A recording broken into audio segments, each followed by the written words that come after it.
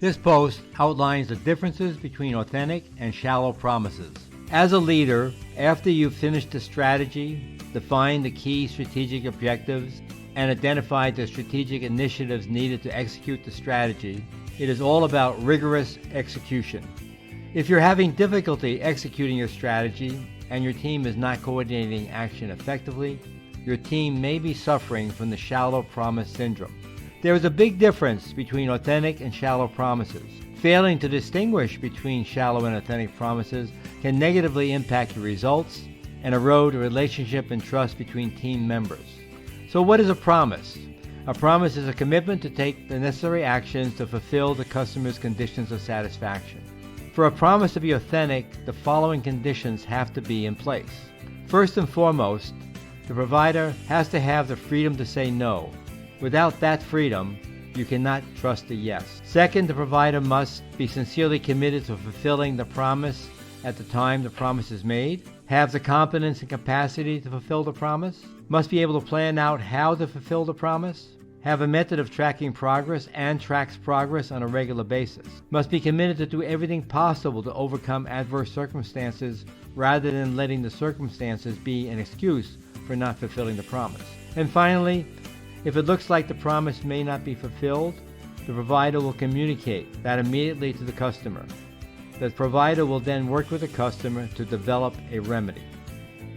On the other hand, there is a high likelihood that you will get a shallow promise if the provider exhibits the following characteristics: has a habit of saying yes but doing no, doesn't think they have the freedom to say no, does not have the competence or capacity to fulfill the promise, tends to wing it rather than thinking through and planning how to fulfill the promise, does not have a method of tracking the promise and thus does not have the ability to forecast the completion date, tends to use circumstances as an excuse for not fulfilling the promise rather than making an effort to overcome the circumstances, fails to notify the customer that the date will slip or some of the conditions of satisfaction will not be fulfilled.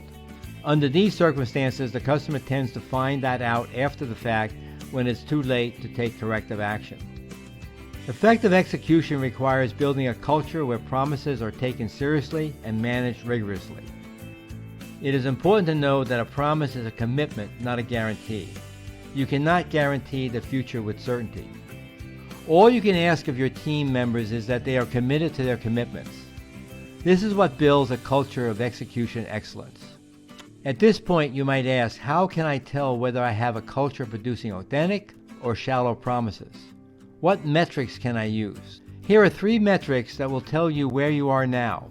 If the results are not acceptable, you can put improvement plans in place that will significantly improve your execution capability. The first metric is the percentage of promises completed. This metric measures the percentage of promises completed based on the initial promise. The second metric is the percentage of renegotiated promises completed.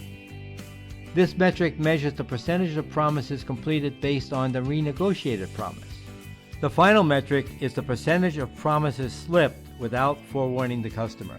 This metric measures the percentage of the time the provider notified the customer of a slip or possible slip in the promise date before the actual slip occurred. If you want to learn more about improving your execution capability, please reach out to me at 858-774-6041 or email me at rcepple@strategic-momentum.com. I look forward to speaking with you.